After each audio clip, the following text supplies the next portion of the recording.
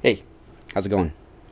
I wanted to talk about these ParCans and the amount of light they give off, and these published photometric measurements in lux.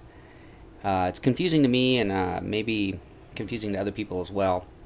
So I just want to kind of go over what I learned. All right, so here we go. Okay, so back in the 1900s, lots of different ways to quantify light in the world. In the U.S., we used candle power. Everybody understood candle power, lanterns, candles. That's what a lot of people used, essentially, for light.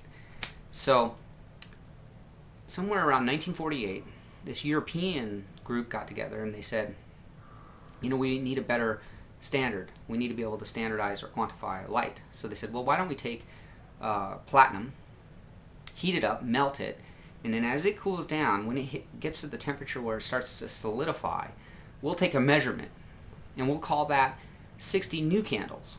So they took an electromagnetic radiation measurement. In other words, they have an instrument that'll measure, and that's probably a totally different subject, but they have this instrument that'll actually measure the radiation being emitted from that probably glowing platinum at that time.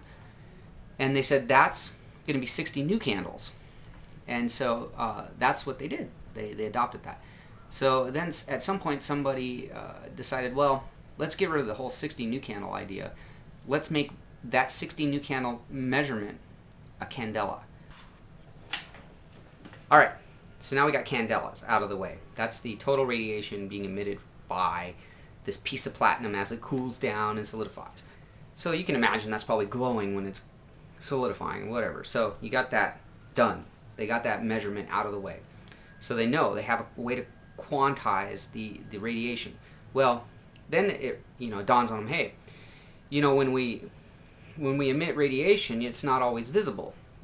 X-rays, radio waves. There's a radiant flux that's like the scientific radiant flux, but then there's this visible light spectrum that we can actually see, and we need a way to measure that visible light intensity, the power of the visible light. Well, that's where the lumen comes in. The lumen is the portion of the radiation that is visible, and it is the measure of the intensity or the power, the perceived power of the light itself. Okay, so you got a lumen, right? That describes the total amount of visible light being emitted by a filament, by an LED, by this freezing platinum.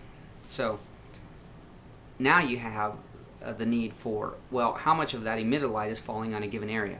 So that's where lux comes in. Lux is described as 1 lumen per square meter. So if you have a square meter, which is 3 by 3, right, square 10 feet, if you have 1 lumen falling on that, then you got 1 lux. Well, it's kind of hard to visualize that or understand what that means. So if you had a full moon at the equator on a clear night, bright full moon, you would have 1 lux. Okay, common lux measurements are star night, no moon, just starlight, clear skies, 50 microlux. It's pretty dim. Let's take another one. Twilight. Twilight is roughly 3 lux. That's what twilight is considered. 3 lux. Let's take your family room. Your family room is generally lit to about 50 lux. That's about right, 50 lux. Okay. Let's take this one. I love this one. Sunrise or sunset, right? A lot of parks close and open at sunrise and sunset. 400 lux. Okay, let's take sunlight.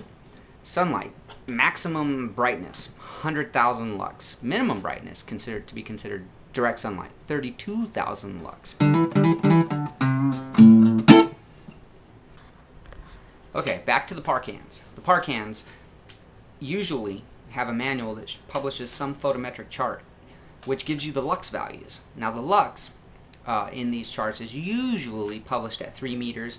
It has a little chart that publishes from like 1 to 3 meters. The American DJ lux chart, the photometric chart, goes out to like 20 meters, which is a long ways.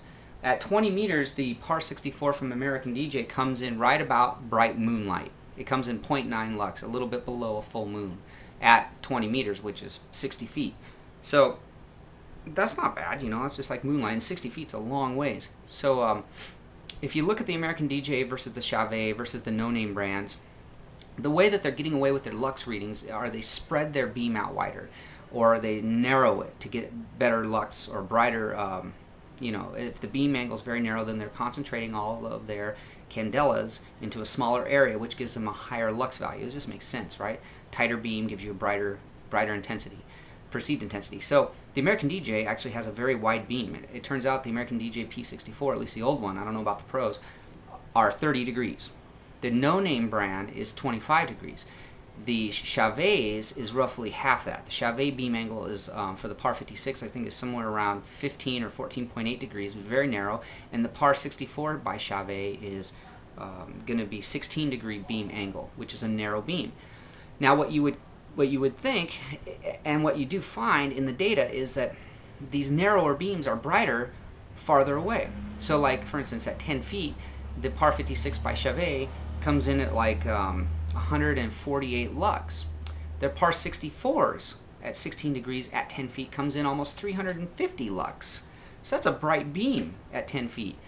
The American DJ, on the other hand, I had to interpolate because they didn't actually publish something at 3 meters. They were publishing at 1 and 5.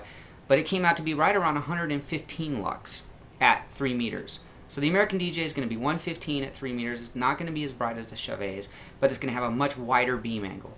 Now the no-name, interestingly enough, the no-name brand is at 3 meters was 199 lux at 25 degree beam angle, which I thought was, you know, very good actually.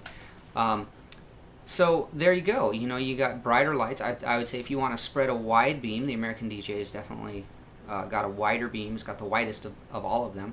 And if you want to spread a very narrow beam a long ways, the Chauvet really does that well. I mean, it's got a 16 degree beam angle or a 14.8 degree beam angle on the 56s and the 16 on the 64s.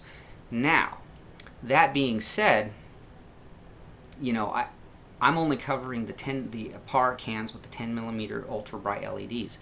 The new beams, the new LEDs, the ParCans that are out there with the 1 watt LEDs in them, I don't cover, and I frankly just can't afford them. They're way too expensive right now for me, so you know, I'm going to definitely go with these 10 millimeter LEDs.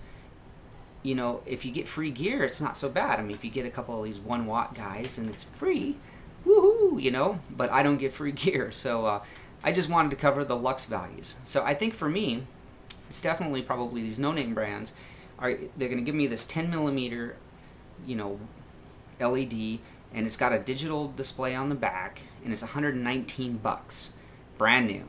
You know, I don't have to scour eBay for something and then, you know, get in a bidding war with somebody. But yeah, there you go. That's about it. Practice and enjoy.